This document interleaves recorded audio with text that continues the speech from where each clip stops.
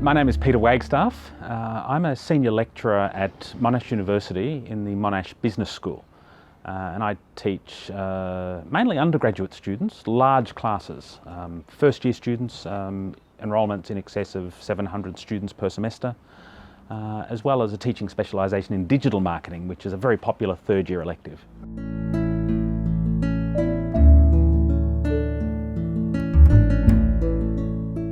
Some people see the flipped classroom as an innovative approach, which takes the transmission of content out of the classroom into a pre-class situation.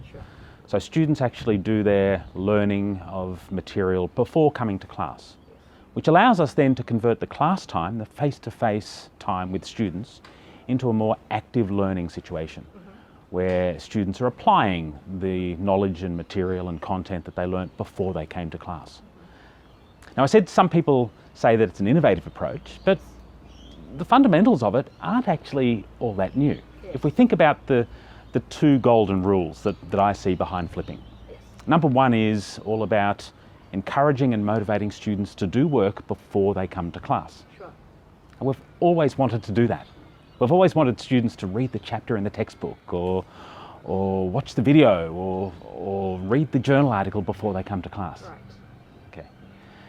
The other principle that's really important is maximising active learning in the classroom.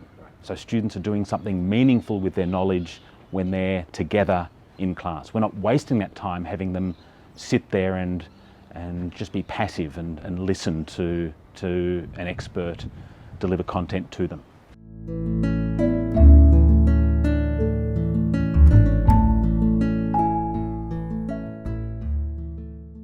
I think the first piece of advice for first-time flippers is to don't be overwhelmed by the technology or by the buzzword, which is that I like to call the F word, flipped.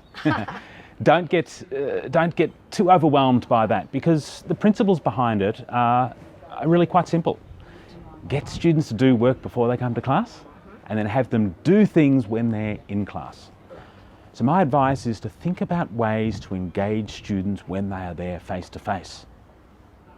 And for that to occur, you need to make sure that they have sufficient knowledge before they come to class. So then think about the best way to deliver that knowledge before they come to class.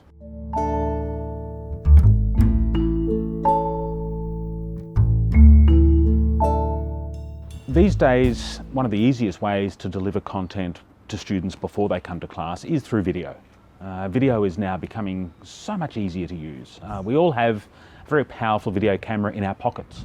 So don't be afraid to pick up your iPhone and just make a quick little video for students through some technology as simple as that. So that's a great way to get started. But of course you can then scale so much further. Universities have wonderful infrastructure now with micro studios and light boards and so on. So it's very easy to book a micro studio and get in there and just make a first video. I think a really great way to start also is to just make a welcome video at the start of semester. Okay, just putting aside a few minutes to welcome students to their new unit of study, drop that into your learning management system at the start of semester, and that's a starting point. And students will feel so much more welcome to the unit and engaged and ready to start learning just by seeing your face there when they first log on.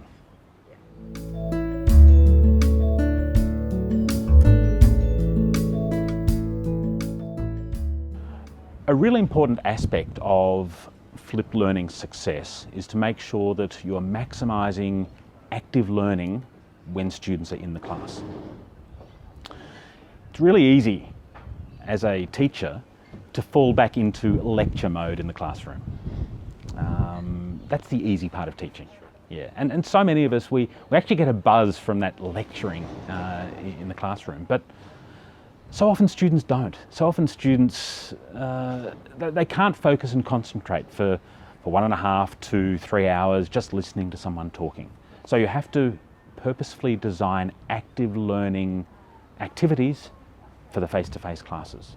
So think about ways to have students apply the knowledge they receive before they come to class. One of the challenges we often face is that students haven't done the preparation before they come to class. Now, the worst thing you could do in a flipped classroom situation is to revert back to lecture mode, because suddenly you're then penalising the students that have done the right thing and have done the preparation, to have to sit there and listen to it for a second time in the class. So a really important piece of advice is to make sure you don't fall back into lecture mode. Yeah. Always follow through, and if students haven't done the preparation, that's their problem. Move on, get involved in active learning activities in the class, and the following week they will then know they have to prepare before they come to class. So don't give in to those that aren't doing the pre-class work.